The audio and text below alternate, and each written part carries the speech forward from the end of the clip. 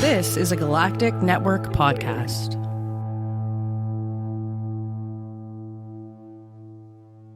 The Podcast of Terror is a great podcast. It's covering movies that are not for children, and thus this podcast is not for children. The hosts are two adults who will use bad words from time to time. They'll also spoil movies if that's not your thing. So if you don't like spoilers and you don't want to hear some dirty language or some dirty references to dirty parts of your body, then please, please, please wash your body parts better and do not listen to this show. If you can handle it, and I hope you can because there's a great podcast coming up, then please proceed with Podcast of Terror. Burn and fire, burn the fire. Burn and fire, burn the fire.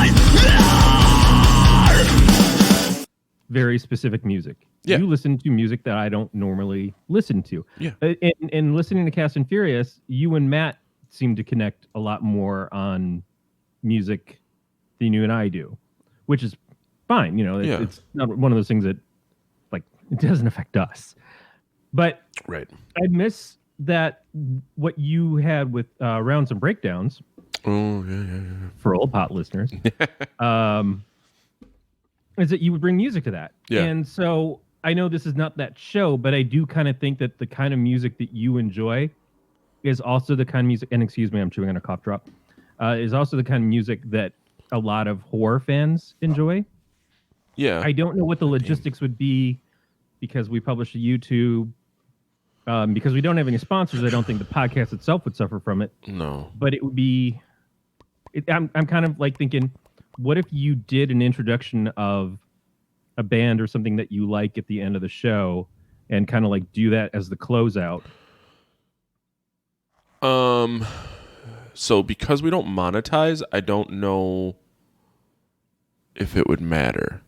On YouTube, I wonder if it would matter just because it's copyrighted material. Like, you had a hard time getting your own copyrighted material. But we were trying to make money. That's true. So because we're not monetizing, because there would be no gain, financial gain to us. Yeah. And we put this on our own channel too. We don't Right. publish straight to GN. Right. So I think because there's no financial gain on our end, the worst case, someone's going to be like, hey, can you just not do that? Yeah.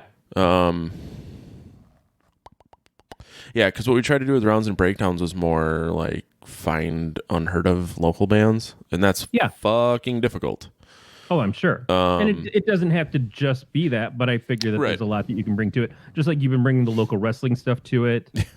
There's a lot of stuff that you're into that, again, is not my wheelhouse, but I enjoy listening to you talk about those things. Yeah.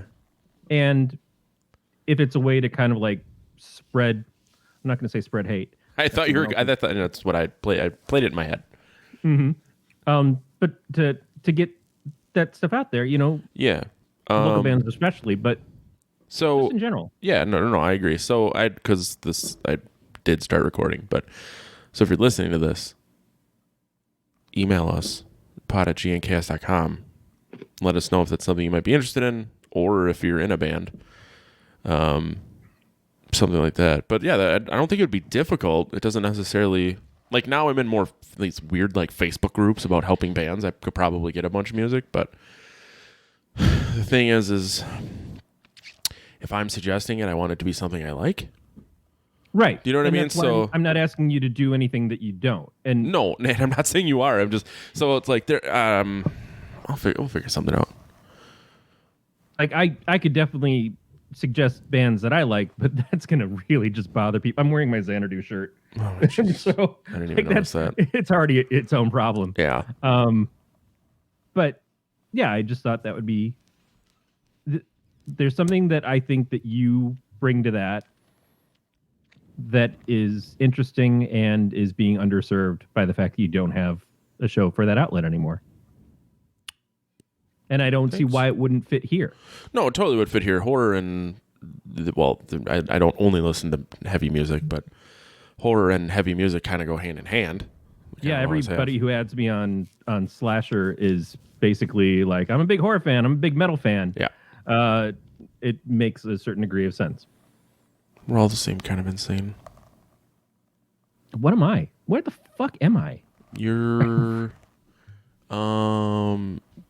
beautiful. Thank you. What the fuck? Oh, true. So I'm watching the show Mythic Quest, which is an Apple Plus show that just came out with Rob from It's Always Sunny. I didn't know how to say his last name, so I was just going to call him Mac. McElhaney. Okay. Isn't there an R in there somewhere? Not saying you're wrong, but I'm like, I think the R throws in me the off. Rob. I think there is. Fuck you. Anyways, I watched an episode. No, I totally forgot why I brought this up. There was one episode of the show that like made zero sense to the rest of the season so far.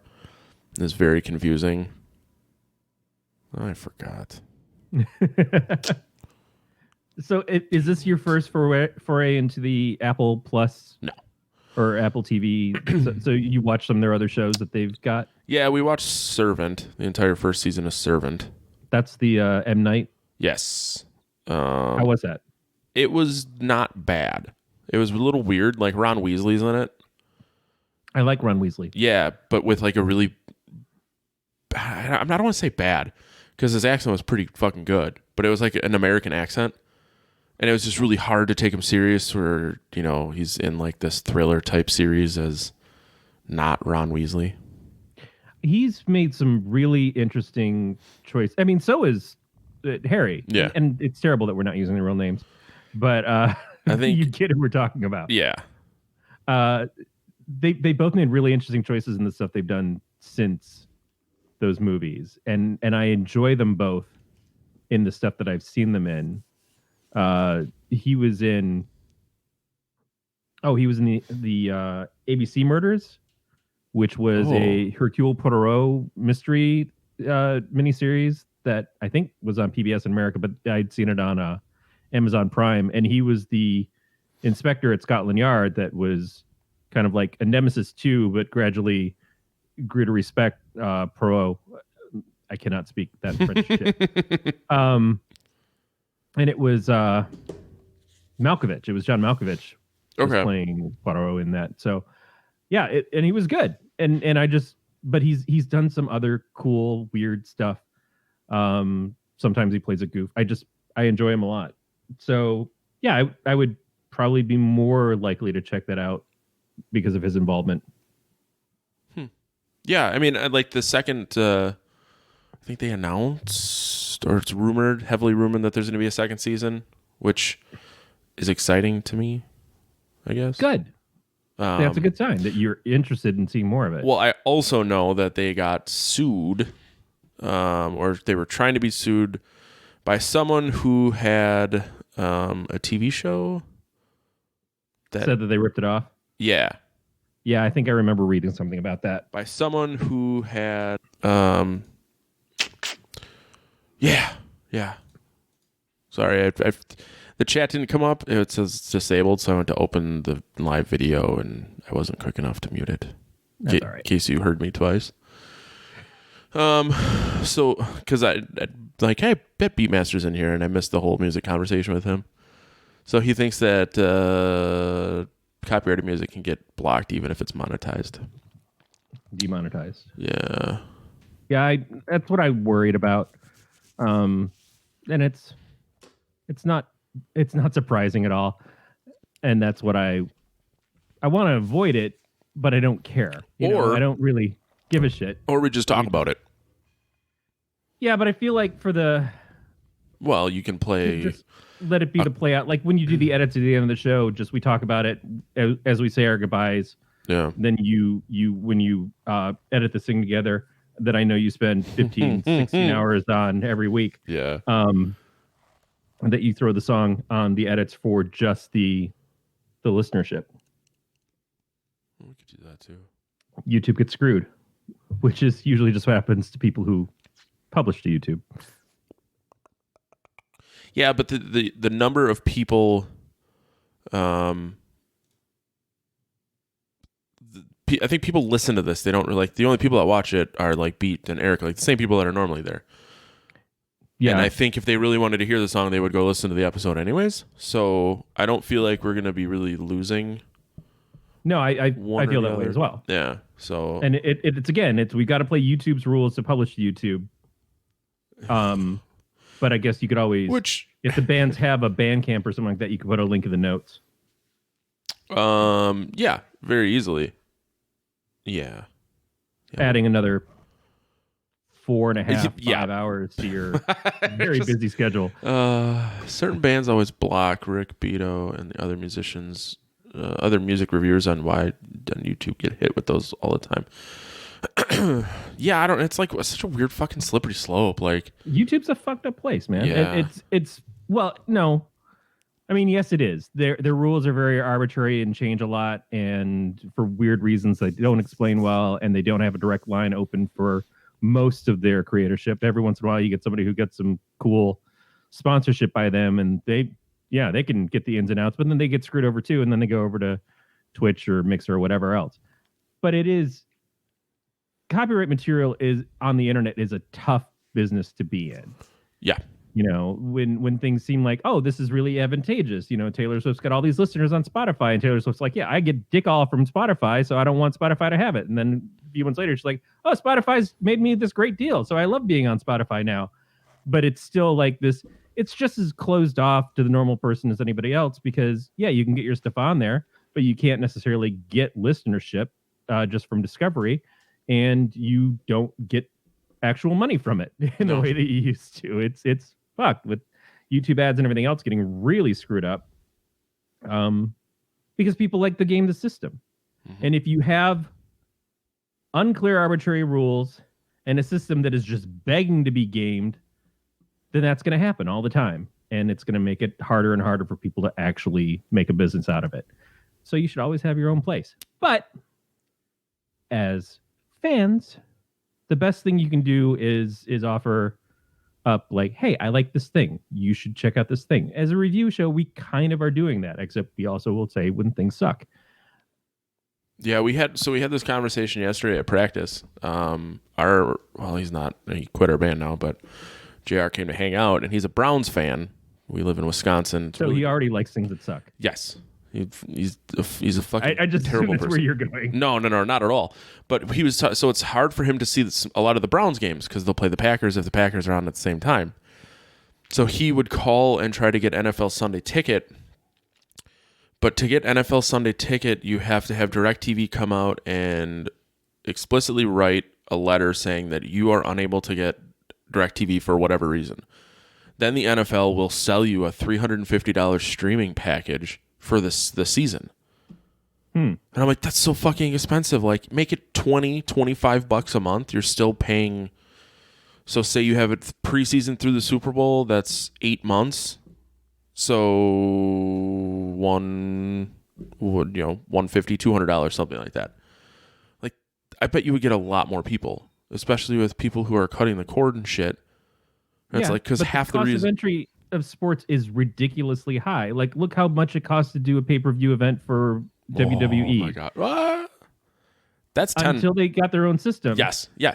So right. Even UFC, which is we watched last night, you have to have ESPN Plus, which is $5 a month, and then you have to pay, I think it's $65 or $70 to $5 for the event on top of paying for all these treacherous bridges to get to this one thing. It's like living in San Francisco. Yep, and they figure, and then they wonder why people are always going above and beyond to try and stream it, or post streams or steal it or whatever. It's like if you made it a little less costly and easier to get to, I bet people would pay for it. That is the entirety of streaming stuff in general. That's what YouTube was based off of. That's why they had their stuff undercut for so long. That's why Apple's giving away the first year of Apple TV for free. That's why Disney is $7 a month, and then you get a deal if you get it with their Hulu and their ESPN. Oh, yeah. ESPN, another thing that's all fucked up. Yep. But these packages and stuff are what cable companies live off of. They're what all these ISPs and stuff live around. It's a bunch of crap because for people who don't want it, you still wind up paying for it. And people who do want it pay a ton for it. It's well, and weird. But people will pay that for sports. I think we're getting to a point where not as many people will pay it for sports. Like, you'll always have people that will pay whatever. Right. But I'm kind of to a point where, like, we only have live TV so she can watch the Packers, which if NFL had a streaming package that didn't black out local games for $20 a month, I would probably just do that for the football season instead of trying to figure out which streaming service gives me locals because I'm too lazy to figure out why my antenna doesn't work, and then continually switch because the prices keep fucking changing. But that's why NFL gets all those sweet ass deals from Comcast and DirecTV and all those other things, because they don't do that. Right. And live sports, like we always talk about we used to talk about the water cooler shows, the things you're going to have to talk about on Monday. Like, you have to watch it Sunday night because everybody's talking about it on Monday, and you're going to be the one that missed out. Fuck that. I can't go on Twitter because someone's talking about The Walking Dead. I haven't seen The Walking Dead yet. Right. That's really gone away. It has. But so a couple weeks ago, when we played that show, it was the same night as the Conor McGregor fight. Mm-hmm. And we're all in one place in a bar with TVs with sports on, trying to make sure that we don't know what the fuck happens till the next morning. And that was fairly difficult. Yeah, sports is the one thing that's still water cooler. Yeah. Which a live event matters. Mm-hmm. Which, I mean, I agree. And I don't know. I just like this conversation. It'll be a revolving door always, trying to figure out, what is the best method and how you should do it. And it'll continue to evolve and change based on what people will spend and all that shit. But I've got a very simple answer for you. Is the XFL on the WWE app? It's not. It's on. We were actually watching an XFL game earlier. It's on Fox, and then I think the afternoon game was on ESPN, and then one of those was on CBS. But all of those have their own streaming apps, right? Like, you can get XFL wherever you are. It doesn't matter that, like, you can't get it in Cleveland because you live in Boston or something. No. I think it's as long as you have Fox or CBS. As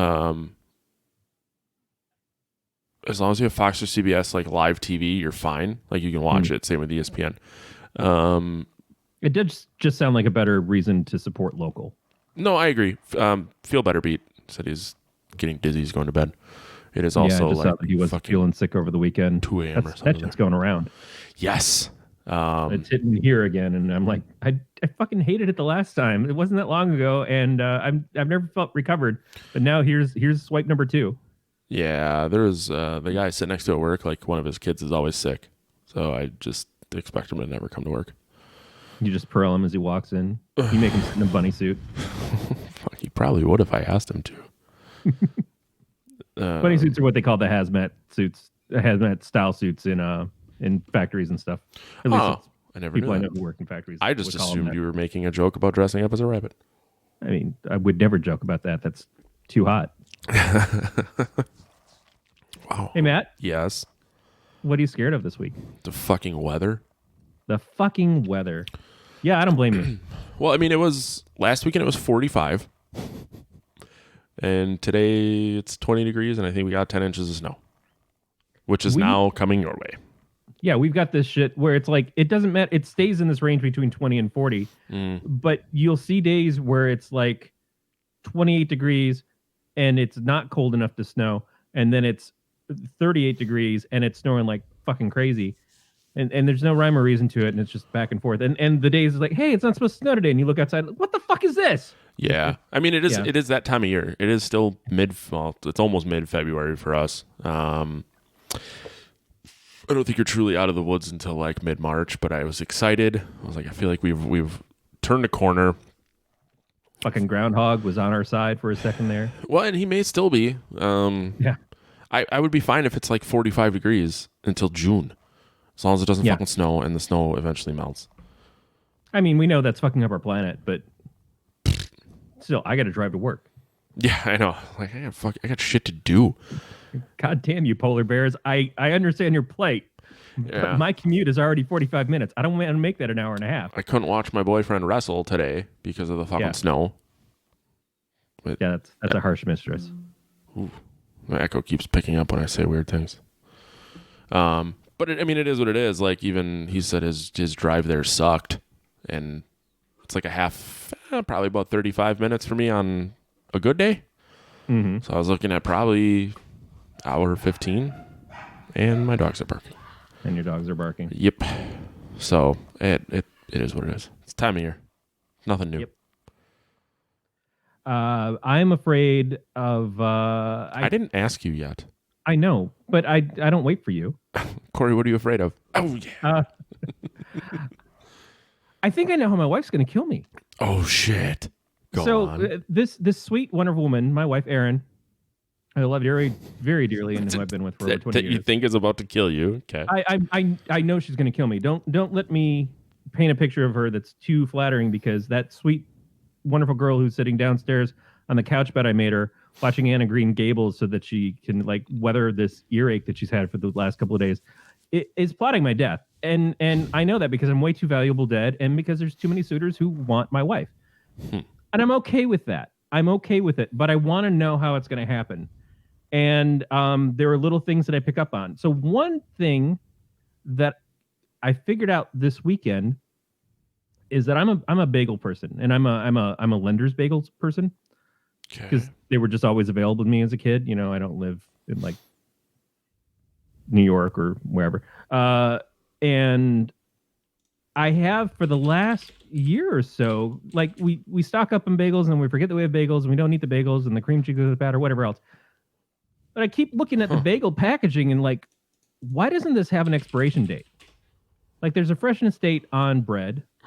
There's a freshness date on tortillas. There's all these other things have the date. Why don't bagels have a freshness date? Well, I went to make Erin some of her onion bagels last night, and the little white clip that goes to keep the bag together, that's where the freshness date is. Oh, now, what do you think my wife does with every loaf of bread, everything of bagels, everything? That clip is gone. Yep. It is just there. She is just throwing those things away so that eventually I will poison myself in a bad bagel. That is what I think. Convince me otherwise, Matt. I can't. No. Hitting me through what I love the most. Yeah, that's weird. I mean, I guess I have one loaf of bread. I don't really eat bread that often, so a loaf lasts me a long time. I keep it so long I have to keep it in the fridge, otherwise it'll mold. Yep. So like that's the life I live. And I keep the white clip on it until it gets really close to the end. Then I will get rid of it because you're just raveling up so much that it's difficult to contain. And do you eat the ends of the bread? I do. I'm not a monster. A bread really exists as a vessel for eggs for me. Like I don't really eat sandwiches. I really only eat it for breakfast. And I only make eggs and eat bread for breakfast when I don't have to work. Yeah, I had those breakfast handheld sandwiches at work every day. And then this last week I've been helping out a corporate for my company. And so it's a completely different craft area. They don't have what we have over at our new building, the nice, shiny, happy place. So I went in there and I've been like, I'll get a bagel. I'll get some cream cheese. I'll get a banana. And then finally, like halfway through the week, I saw, well, they're making fresh eggs for people. They've got bacon and stuff here. So I asked, can I get this on a bagel? Can I have like a bagel, egg, cheese, and bacon sandwich? They're like, yeah, we got it. We'll make it for you. I'm like, oh, okay. That's right. You're corporate, you know? Yeah. These people kill. So I started doing that. And then like the Friday when I was there and I got it, some people who work in that building, they were looking behind me like, what is that? And the chef's like, well, it's a breakfast sandwich. Well, why does it look so weird? Because it's on a bagel? You can do that? Yeah, apparently you can do that. So I've left my mark on corporate. I feel like if you are at an a la carte style place, it shouldn't be so surprising that you can do something like that.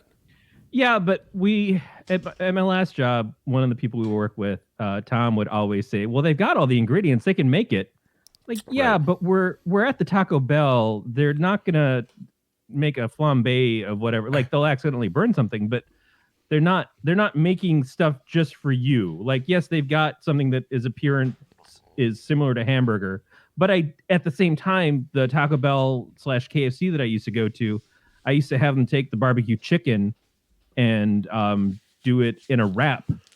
So the KFC side and the Taco Bell side, I'd have them mix up because I knew the manager there pretty well. He was always chatting with me and stuff. So yeah, I guess you can technically. You just got to have it in within reason. Well, there's that, right? And I think it's always within reason.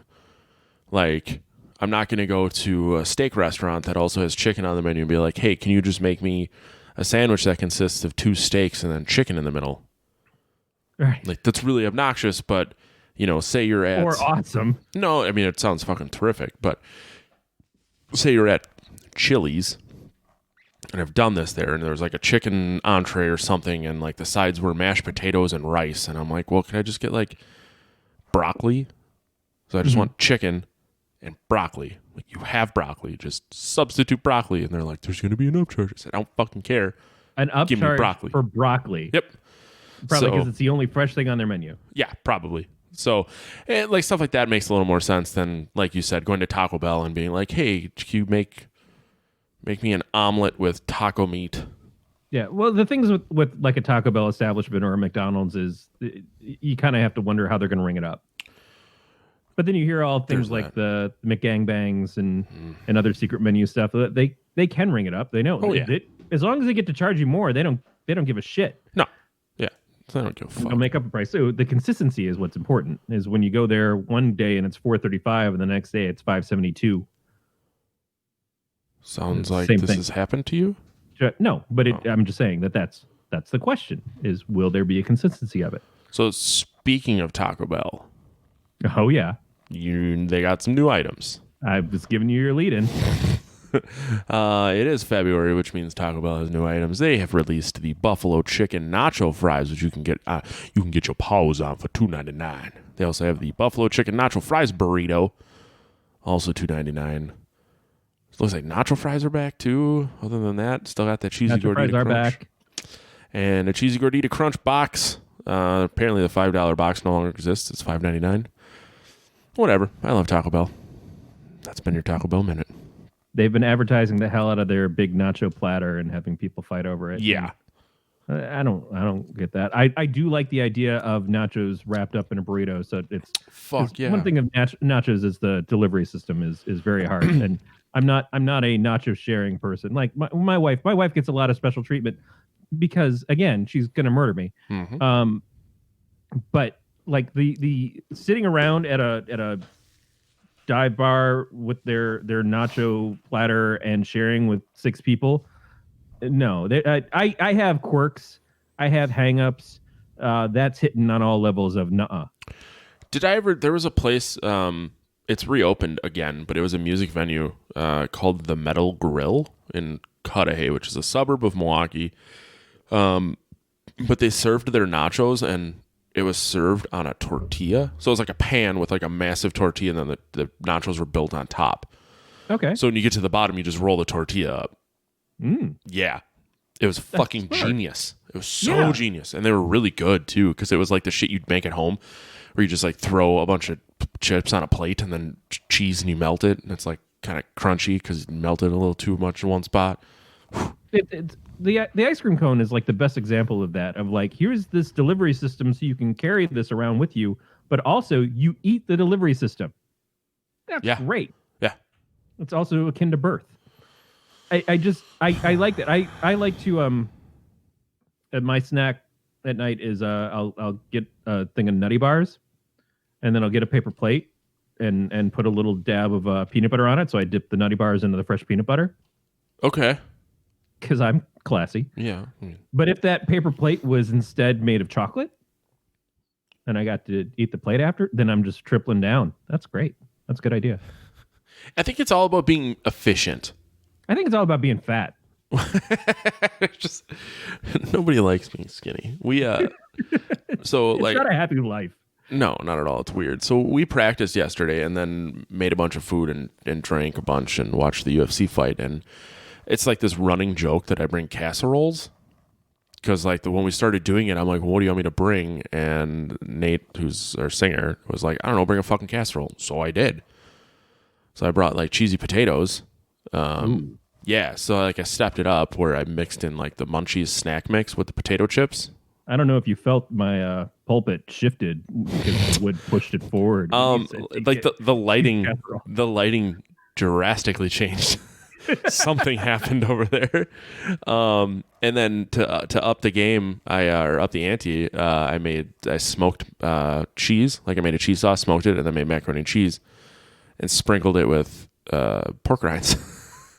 So, by the way, I don't want to live in falseness. There's no way that my penis makes it past my belly fat ever. So, no matter how excited I am. oh, you're being too modest about your foot long hog you got there. It's still like a 2-foot cave that it lives in. God damn it! I think they. What is it, Babe? That is not about my wife. Please don't murder me. Babe Please Pig don't in the murder me City. this week. I got shit going on this week. I'm still talking about your dick. I know. If your wife kills you, then It will live on forever.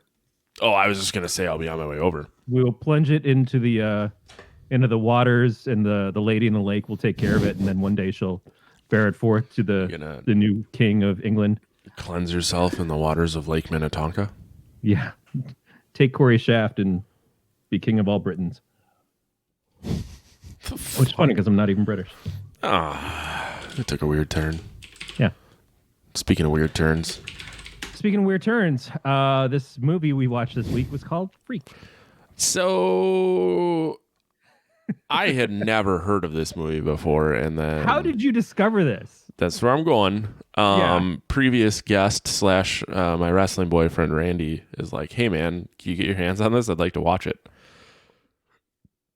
And then I read the description, and I'm like, "We could probably do this on pod." I would also like to say, can you get your hands on Kate Winslet? Because I would like to watch her. I'll try.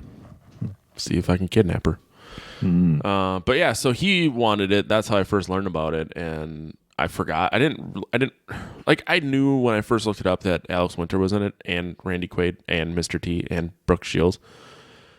But I forgot until I started watching it. Yep. And like Alex Winter is going to be at Flashback Weekend in July in Chicago, so it's like I intend on getting a photograph with the guy. So I'm like, oh, Well, sweet. it's Alex Winter, so he's actually already been there.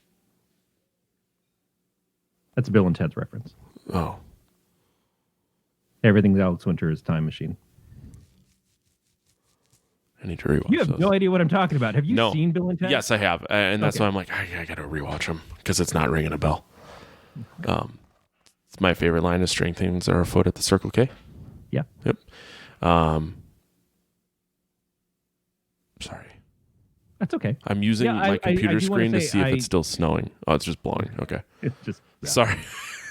I think when you mentioned Freaked, I had misidentified the female lead as Christy Swanson, which I might have believed that that's who it was at the time because I hadn't seen her in a lot of stuff. But this was Megan Ward, who was in PCU, among other things. Okay. She's the one hanging with the pre-frosh. Yep. I had honestly never ever heard of this movie, but it's so fucking outside the box and obnoxious that I was really a fan. Like, I knew you were going to love this one. when that's because I'm like a sucker for dumb comedy. So like, and I'm going to go with you and say I love this one too, but I had watched this a lot. oh, okay, in the well 90s. that makes sense. But like when I can't think of the guy's name, but he's the owner of the company. He goes, "Let me ask the board," and he fucking pulls the thing, and all the hands go up, and you just very clearly see that they're all tied to a board. And then at the end, when he has them clapping, William Sadler? yeah. Yeah, Gets the me guy every who time. plays Death in Bill and Ted's Bogus Journey and is going to be playing him shit. again in the new Bill and Ted's. I didn't even realize that. I knew Uh-huh. I knew the name from somewhere. He was the sheriff on Roswell, which I was a big fan of in the first couple of seasons. Third season was rough, but I still enjoyed it. I never ever saw it. Well, I'm a teeny bopper, Mm-hmm. which I assume you have to be to watch those pre-CW, CW shows. Mm-hmm. You should be proud of yourself. No, that's exactly what I'm not. Yeah, it's okay. So Yeah. so this movie is about former child star Ricky Coogan, who's offered a lot of money to do something. What is it, Phyllis? To promote this Zygot 24. Zygot 24, yeah. Okay, and they ship him off to a different country. It's for this company called EES, Everything Except Socks, which is the pre-Amazon Amazon. Everything except shoes. Shoes, that's right. Yes, I forgot the socks come in there. bitch. Yeah. But yeah, so they're trying to, like, my favorite part is they're like, we'll give you $2 million. It's like, I don't know. And they're like, how about $5 million? And they just have these pre-printed cards with the numbers on them. And then, you should just be looking at the cards, like how many more in the stack. Like, how do I? Yeah, right. How long can I ride this out? So he obviously accepts the money and goes to the South American town of Santa Flan, named after the sweet treat. Good old flan. And then while they're on the flight, you find, what's the guy's name? The little kid that follows him around. It's Stanley or Stubbly or something weird. Something with a st. Yeah, but it's very like on the nose slapstick style comedy where it's like, well, if you look out the left side, you'll see the Grand Canyon, and out the right side, you'll see a gremlin, and it's the kid. Yep. And all he wants to do is get Ricky's autograph. He's his biggest fan. Yeah. I should point out that at the beginning it's an interview of Ricky, and you just see like his silhouette, outline. And it looks like he's got some plant growing out of him type thing. And he's telling the story as the movie goes on. Being interviewed by Brooke Shields. Yes. So they arrive in Santa Flan, and they run into a group of people protesting the Zygrot 24. Ricky acts like someone else. He wraps himself up like a mummy because he thinks one of the protesters is cute and tries to impress her.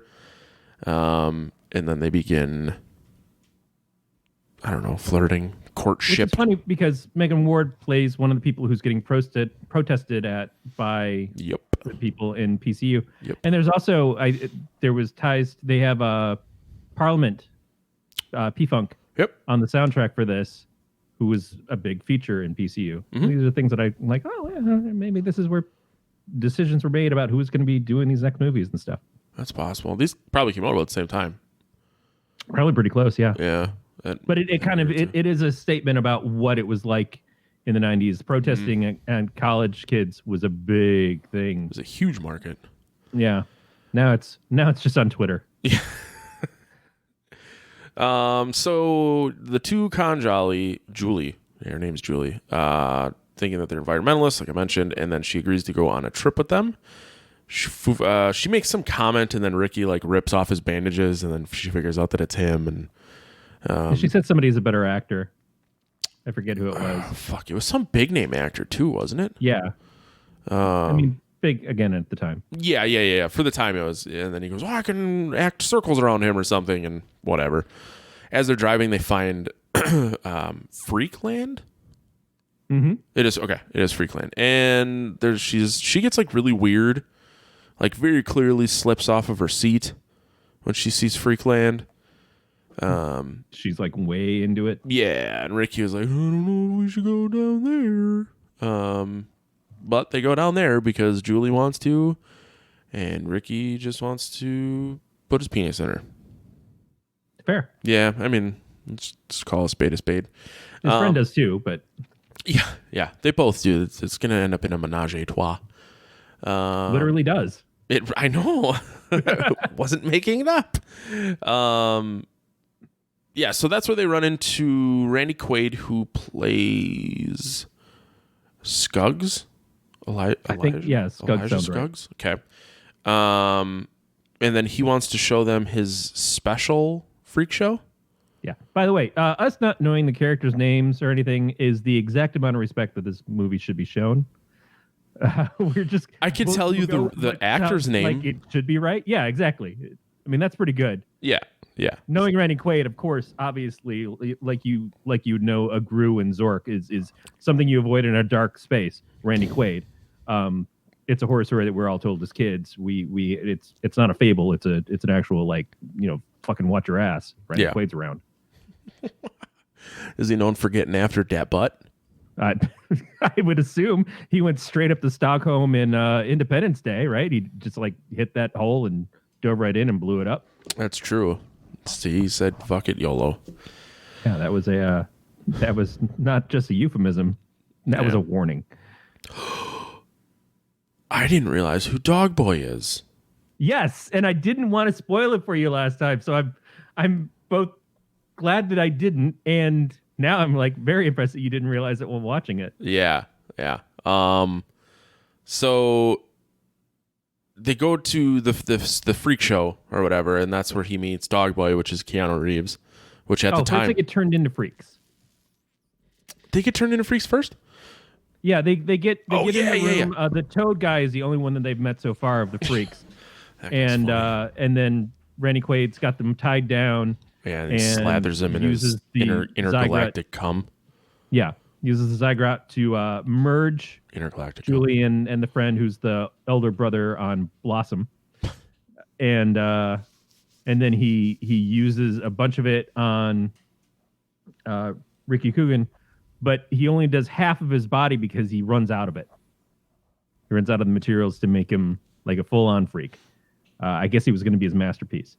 So then they go into, like, when he wakes up from it and he realizes what has been done to him, he's in the room with all the other freaks that we meet, and as we're introduced to him, that's when we meet the dog boy, who I hear, out of the $11 million budget, got paid $1 million to not get credit in this movie.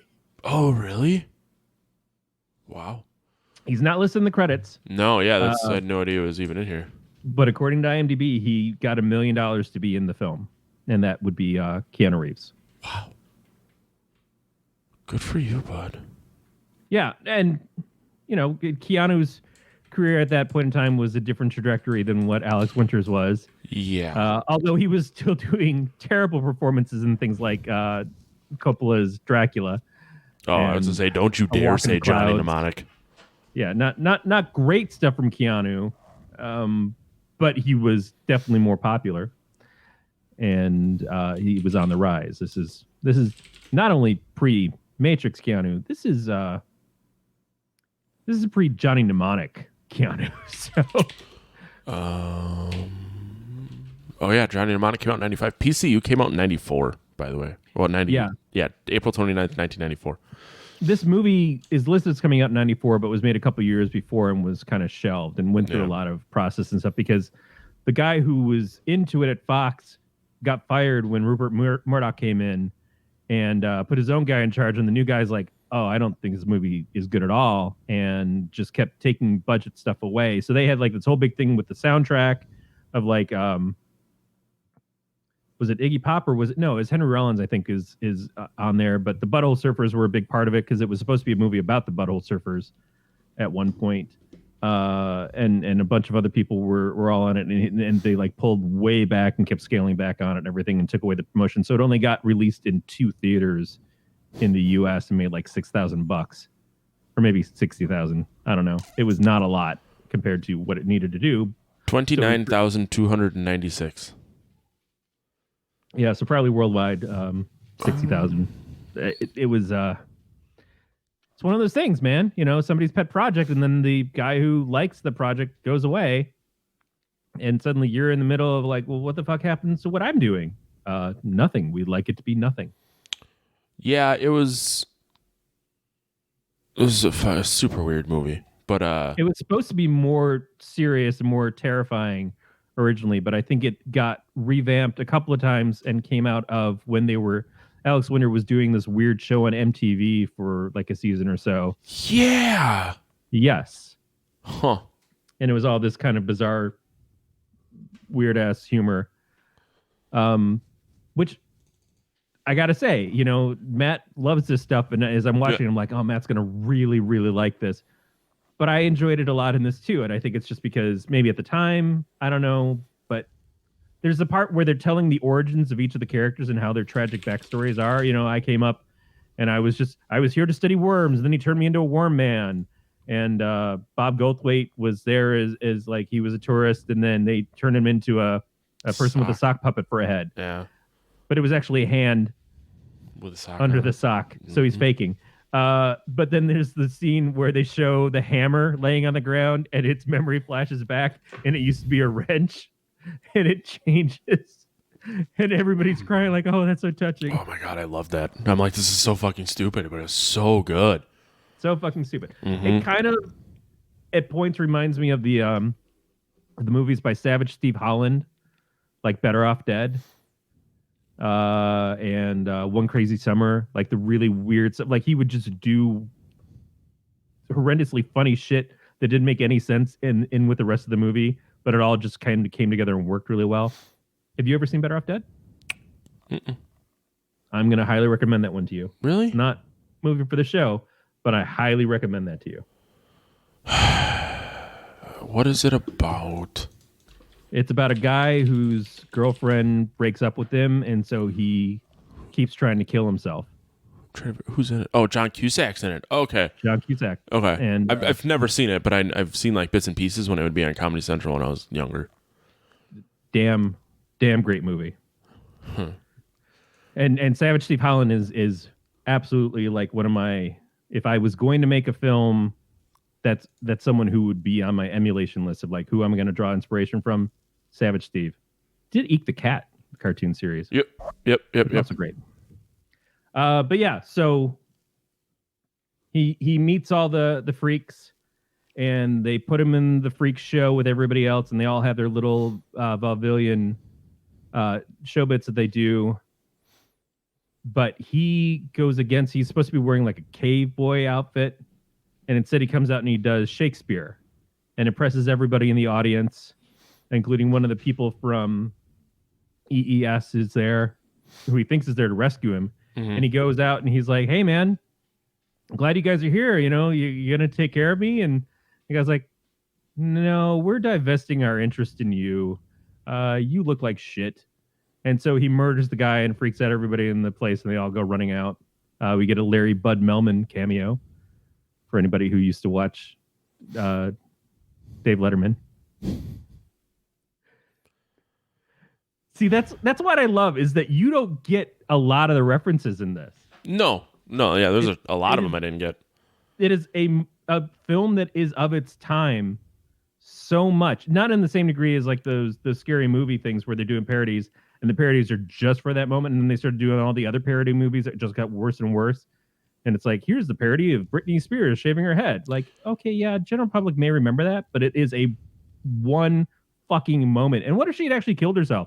Then we have to fucking deal with that for the rest of our lives. Like this, we made this movie where we talk about Britney being crazy, and the next week, oh shit. I mean, we sold a lot of tickets. Yeah, we sold a lot of tickets in 1 week. Yeah. So I'm glad that you liked it without having those references, but then it's not like the whole thing hinges on Larry Bud. No, God, no. There was, there was like, obviously after Alex Winter's character gets, half of him gets turned into a monster, a freak, whatever you want to call it. I had a lot of problems with that because obviously he had to overdub everything, so I thought it sounded really shitty. But that's like a personal complaint, and we're also talking about a movie from the 90s, so this isn't like a legitimate thing to be upset about.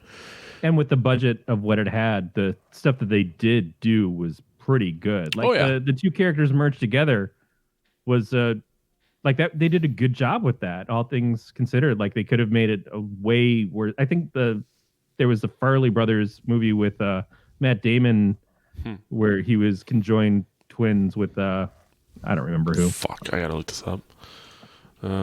Greg Kinnear, I think. Yep. Twin movie. Siamese. Is that what it's called? Stuck on You. Oh, I thought it was just called Embarrassment for Matt Damon. Oh, man. I feel like I watched it once. I've never been able to sit through that one. There were a few movies like that came in around the time. I never watched Me, Myself, and Irene. I don't think I've ever seen that one. Shallow Hal. Yeah, I've never seen Shallow Hal. I don't even remember if that one's any good. I'm sure it's of its time. I'm not curious enough to go back and watch any of these for what it is worth. I'm gonna push you on Better Off Dead though. I just feel like I have to. So the story keeps going on. Alex Winter's character starts having visions of the troll kid that like he's talking to him telepathically, and the cowman is basically saying, "Oh, well, that's because he's your soulmate." And he's like, no, that sucks. I don't want this kid to be my soulmate. But he does utilize the contact to get the kid to go and tell his story, to say, hey, you know, Ricky's been kidnapped and turned into a freak, but nobody will listen to him. They keep throwing him out windows, the window doors. Yeah, that whole scene was until pretty he gets fucking to good. the Weekly World News. Wow, that's like a show we used to do. And they're like, yeah, we'll take that story. And he's like, great. And they go, let me show you out. He goes, I know the way. And he jumps through the window. It's like that kind of dumb humor is what you're dealing with here. But as soon as the kid like sees the story appear in the paper, the people from EES come and grab him and like are trying to hold him hostage to, I guess, because he got information or something. I don't know exactly why they kidnapped him, but they do bring him to the freak land.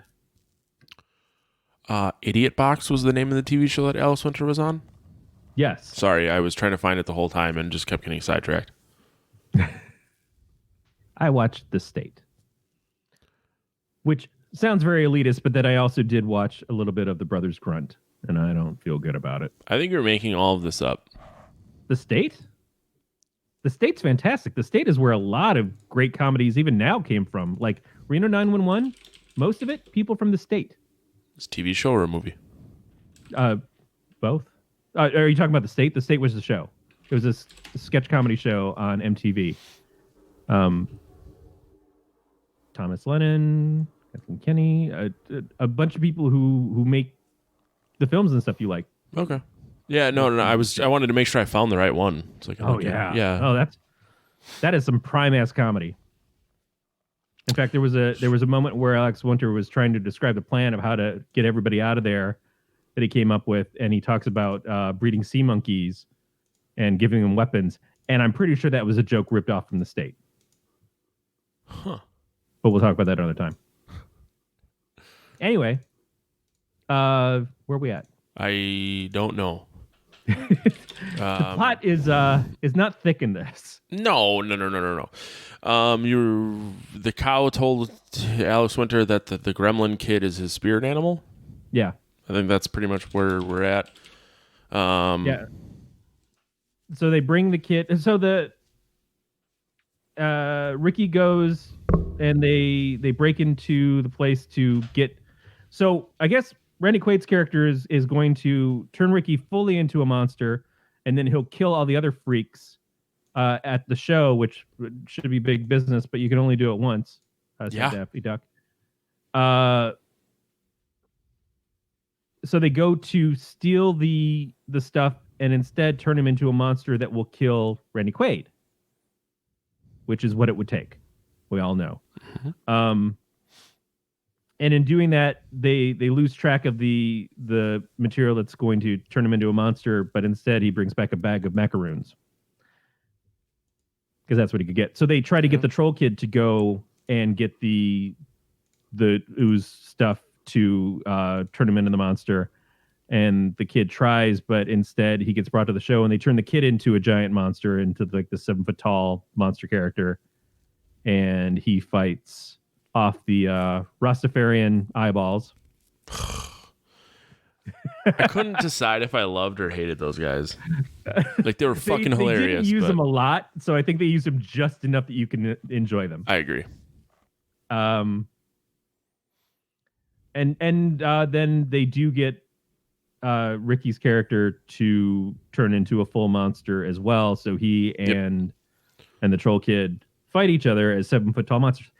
And that's where I thought this movie kind of shined, because the creature effects for that were pretty good. Like the designs and stuff and how they had them. They were akin to what they fought in the Guyver movies, kind of, with J.J. Walker. But all in all, they were not unimpressive for the amount of work and not realism, but just accomplishment of how they looked was pretty solid. And then they wind up teaming up instead because they're soulmates. And they the EES people turn and try to take all the stuff away from Randy Quaid, all the materials and stuff they're giving him, the Zygrot. So he pulls out a bazooka that he grabs from this thing, like, break glass if you're being betrayed by the people who gave you all your stuff. He pulls out this bazooka of the goop and shoots him with it, and they all turn into a giant fleshy shoe. Yep. Because that's the one thing they were missing. That is just like Amazon, if you turn them into something with a giant lot of goop, would turn into a soul. Oof. Haha, it's that kind of commentary that brings you back to pot every week. I love Amazon. I know, we all do. Mm-hmm. They're terrible. They're terrible for us. They're terrible to us. I'll never forsake you, Amazon. Yeah. Overnight shipping. Unless you live in the middle of nowhere. Yeah, no, that's true. I'm always impressed, like, yeah, they're not going to get that here in 2 days. And then it's like here in 1 day. I'm like, you motherfuckers. Yeah. Did I tell you that I tried the Amazon locker? No. Yeah, it was for the novelty of it, but I'm like, it's a pretty slick idea. Say I'm on vacation or something somewhere and I need something and I'm at a hotel and there's a locker in my hotel and I don't want to go to the store and I want it delivered to me.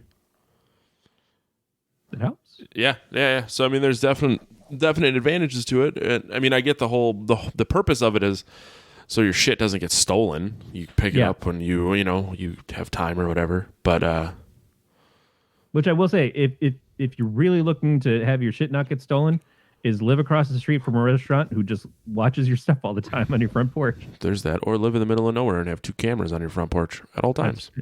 Amazon cameras at that. Double whammed. They're both Amazon cameras. A Blink doorbell and a Ring camera. All owned by Amazon. So that's the end of the movie. Well, I guess the last big thing that happens in this movie is that they make some joke about how it's too dark on him, and then they turn the lights up. Oh, they found the antidote. Should probably say that part. So in the midst of now the 2 monsters have teamed up, they go to kill Randy Quaid. Yep. And he's like, hey, if you kill me, you won't find the antidote. And they're like, what antidote? And he's like, I baked them into macaroons so they'll slowly release over time. And they're like, yeah, they didn't have enough coconut. And they throw him into the big vat of the shit. Yep. And he turns into Brooke Shields' character, who has been interviewing Ricky the entire time in the movie. And so they go back to the interview, and then they turn on the lights above Ricky, and he looks normal. He looks normal, yeah. And everybody else comes out, and they all look normal except for the worm guy because he doesn't like macaroons. Yep. I felt bad for Mr. T, because Mr. T was the bearded lady, and he felt like he finally found himself as the bearded lady, and so having him turn back, I don't know. I like that commentary, but that's very 90s. But I also think it was a joke that it was not fully thought out, because he could have just been like, no, I like being this way. Yeah. But it would have lessened the impact of the worm being the only one who didn't change back because he doesn't like macaroons. Exactly. And then they find out that the woman who's been interviewing Ricky the whole time has been the freak show guy, because they haven't shown the lower half of her body, much like we didn't see Alex Winter in Delight to know that he's been turned back to normal. Yep. And then they go through the, I betrayed you and now I'm going to kill you all. And then somebody shoots them from behind and they're dead. And then they come back to life to get revenge again. It's like, and they shoot them from behind a second time and they're dead. And then we get the reach out at the end. Very horror typical, but very used 90s. in a funny way in this film. Yeah. Oh yeah. So that's the end of the movie. But we never find out what happened to the hammer. I mean, he did a couple of tours, and then his band stole all his money, and he wound up having to do car insurance commercials. And different Hammer? Never mind. This is not MC Hammer. This is just Hammer. And this hammer also didn't hurt him. We should probably we should probably just decide if we would fuck, marry, or kill this thing. Yeah. What do you feel? I'd marry it. Yeah, I think I sort of reaffirmed my love for this movie. I didn't think I would enjoy it that much going into it. Now, 20-something, maybe closer to 25 years later since I'd last seen it. Oh, I was going to say, because it came out 27 years ago. Yeah. So, yeah. Shit. But I really like this movie. Yeah, I definitely didn't dislike it, and I really went into it super blind, so I was all about it. What do you want to do next time? Oh shit, putting that on me. Sorry, I just thought of it. Yeah, I know. We are really good at planning for the show. Mm-hmm. I picked this one, so the next one is on you. God damn you. I mean, you don't have to give me an answer right now. I'm sure the same 7 people will come back next week, even if they or the next time, even if they don't know what we're going to listen or watch. That's true. Most people don't watch the movies. I think that we do anyway. Shit, I don't even watch half the movies we're supposed to. That's true. That is absolutely true. But yeah, I'll look. I'll try to find something that's halfway interesting. This is going to be hard to compete with. I mean, it's a different level of movie. Well, wait. Now is it possible that there's going to be an episode next week that I'm not involved in? Oh, Nope. That's not this week? No, it's going to come out on St. Patrick's Day. Okay. Yeah, that makes more sense. Yeah. That was my plan all along. It's a good plan. Thinker, not a stinker. Or at least, what is... Let me see. Well, St. Patrick's Day is a Tuesday, so yeah. That's perfect. Yeah, it'll work really well. And you'll be actively drunk.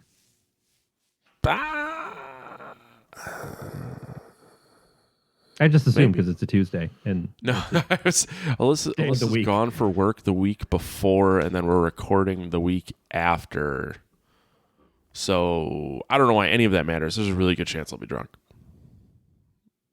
If I'm going to lay bets. When in doubt, assume I'm drunk. Yep. And surrounded by a galaxy of testicles. Is it really funny that when I haven't drank in the past couple episodes, but tonight I'm like I'd like to. I don't know what you're doing over there, but I was like, you know what? I'll only take 2 because I need to operate a snowblower after that. Operate a snowblower, also not a euphemism. No, I really need to go snowblow my driveway. That sounded more like one.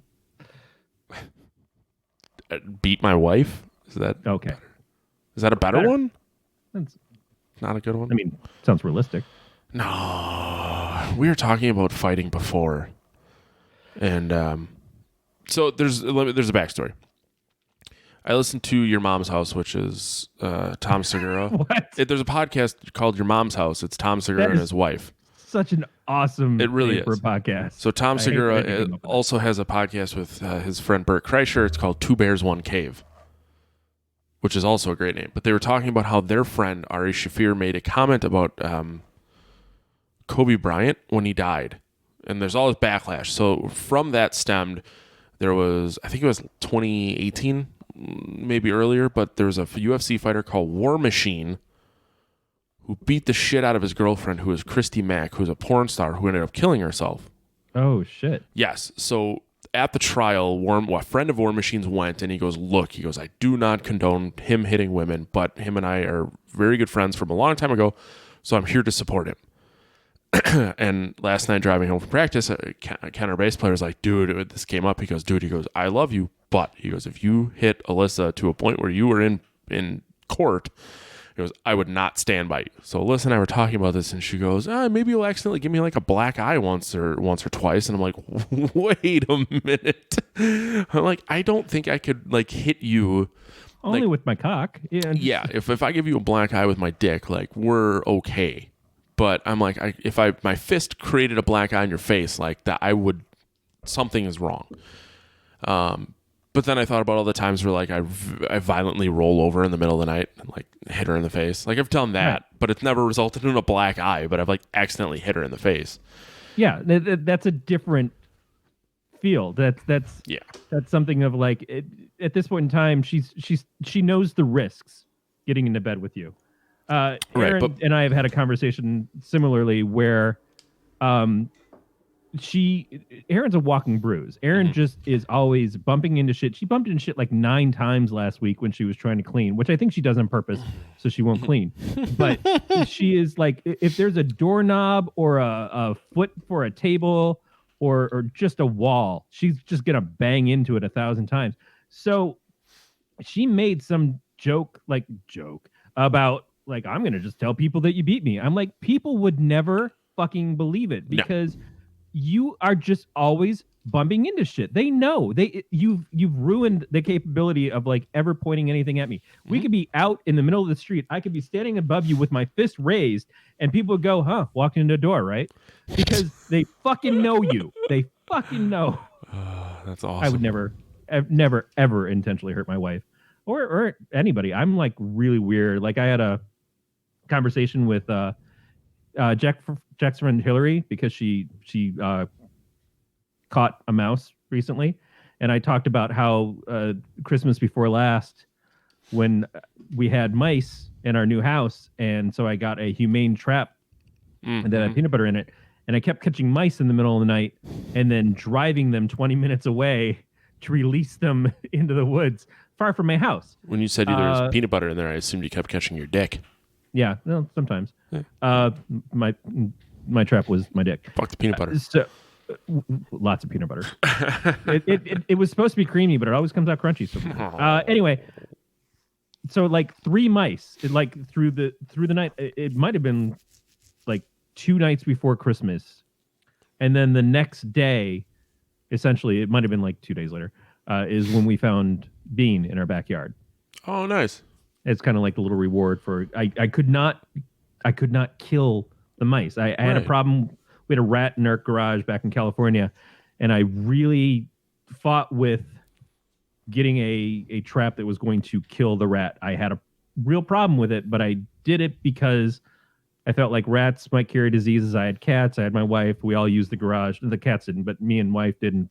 Dante or Gidget had gotten out of the garage, I would have really flipped out if something bad happened to them. Right. So I got something that humanely killed, but still killed. And I never felt good about it. So with the mice, I was just like, they're just fucking mice. I'm just going to get something that, some cheap Amazon trap that worked really well. Worked too well because 3 times that night, I'd go and I took a drive out in the woods to drop off these mice. And I felt bad because it's winter and they were probably cold. They can find places. So we have 3 cats in our other garage. Yeah. Like they can come and go as they please. And Alyssa was in there yesterday cleaning. And she sends me a picture. One of them just waltzed in with a mouse hanging out of its mouth. Yep. That's kind of what we got him for. Well, population control would never do it. No, yeah. She always talks shit to the hummingbirds outside through the glass, but she's not a little hunter. Bean, I feel like probably would and maybe even does because we have not had any problems with mice since. But... Oh yeah. The one that had the mouse is named Stone Cold Steve Poston. So it's a fucking killer. Jesus Christ. Yeah. That's the greatest name for a cat. She named one of the other ones Puma Thurman too. I don't know what the third one is, but does she have really attractive feet to Quentin Tarantino? I watched Once Upon a Time in Hollywood, and it hit all 3 notes of Tarantino that are just like 100% no, this is a Tarantino movie because here's a scene with a woman's feet. Mm-hmm. For no reason. Here's another scene with a woman's feet for no reason. Mm-hmm. Here's the 3rd scene with a woman's feet for no reason. Mm-hmm. And then the scene of horrendously graphic violence towards a woman by a dude, which seemingly called for, but it still doesn't make it any less like you really like having these scenes. And then, of course, having a completely fictional ending to something that's supposed to take place in the real world. Yep. Tarantino. Just not a bad movie overall, but fucking Tarantino. Yeah. No, I hear you.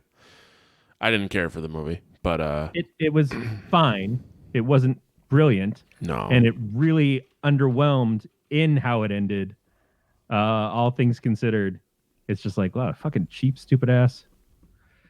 Whatever. Yeah. On that note, I got to go blow snow. Yeah. Matt, where can people find you? Instagram. And Untapped. You have 2 other shows. Yep. One that's on a hiatus and one that magically wasn't this week. Yep. Sorry. So Monster Madness is so the plan, because we record everything in advance, so the plan is to finish season 2 before we start releasing it.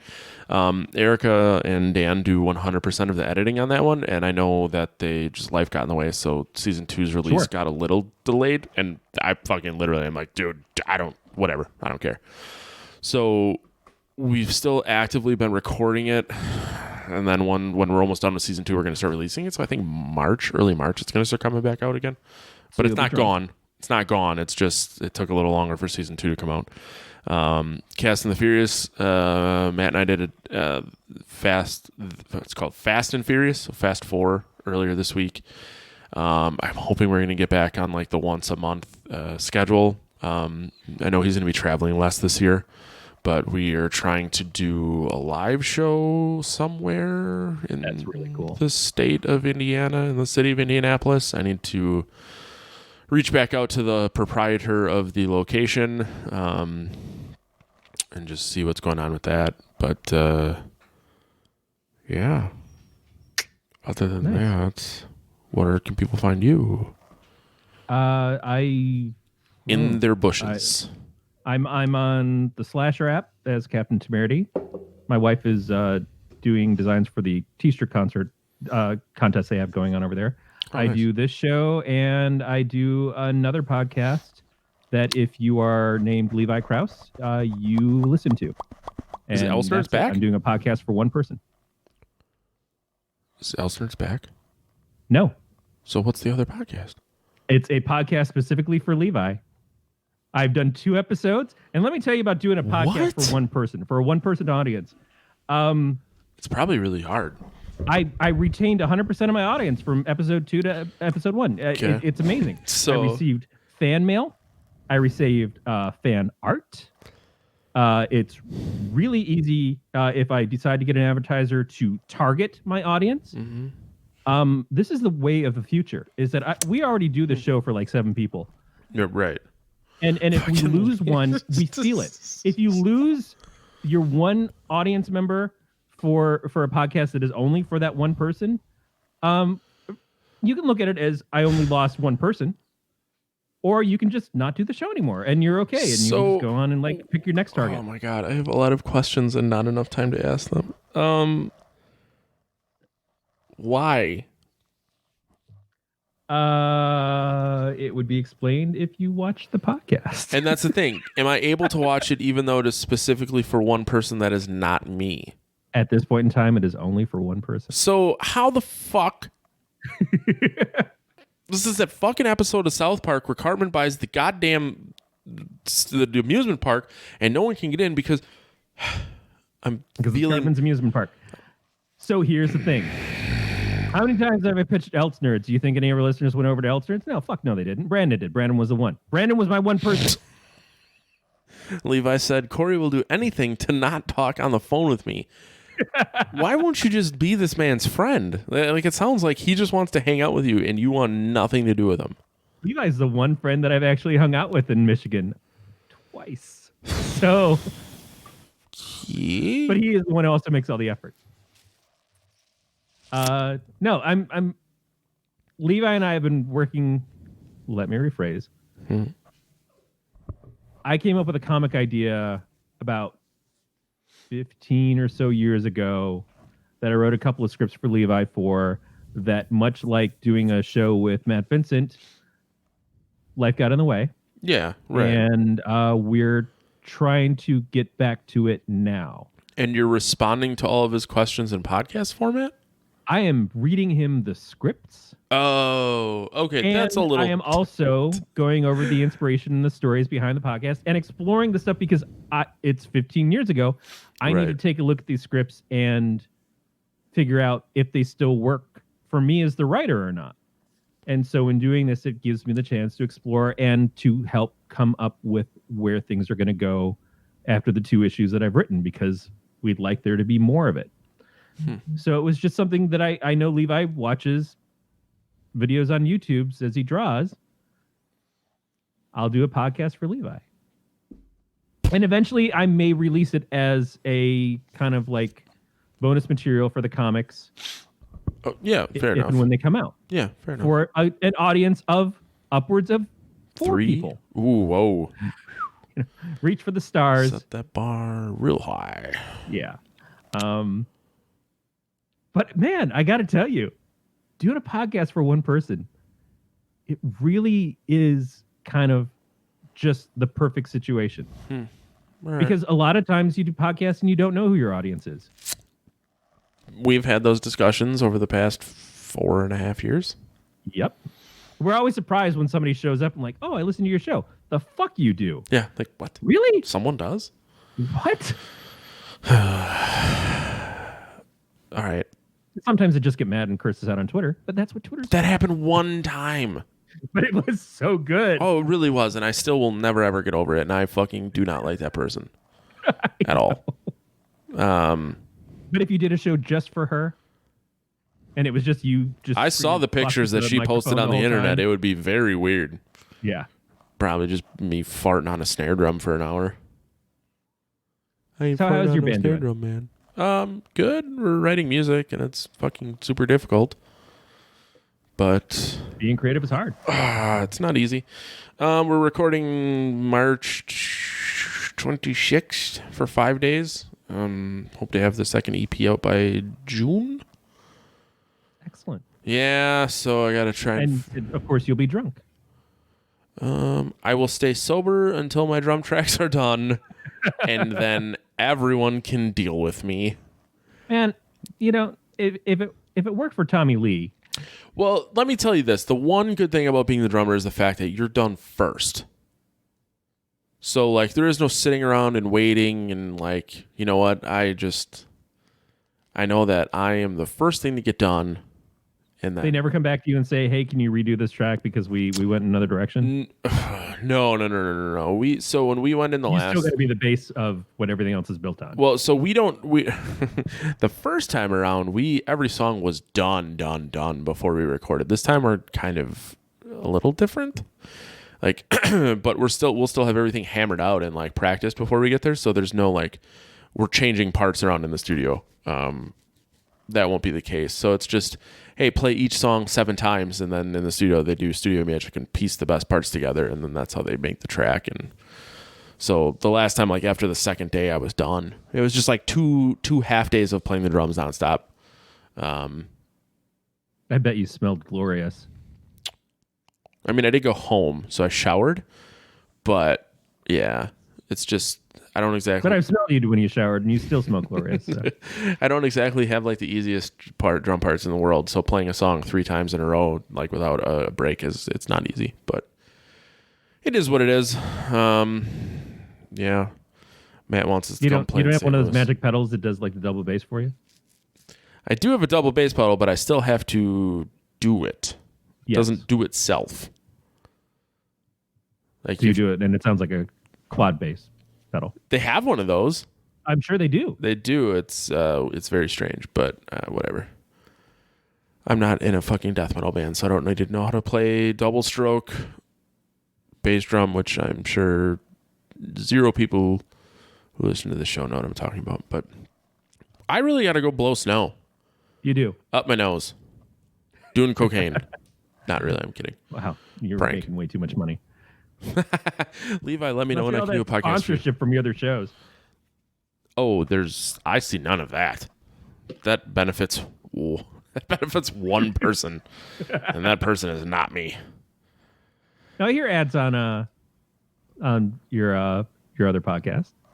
My statement stands. Yeah. I shouldn't say it benefits one person. It's just I haven't seen any of that yet. I know Erica will eventually listen to this, so get at me. Where my money? Okay, sorry. So yeah, you let me know what you want to do at some point between now and the next time we record an episode, and then we'll do that for that episode. All right, sounds good. If I can find my mouse, I can stop things. So that'll do it for another episode of the Podcast Terrible. We'll talk to you guys next week. Stay scary, Levi. I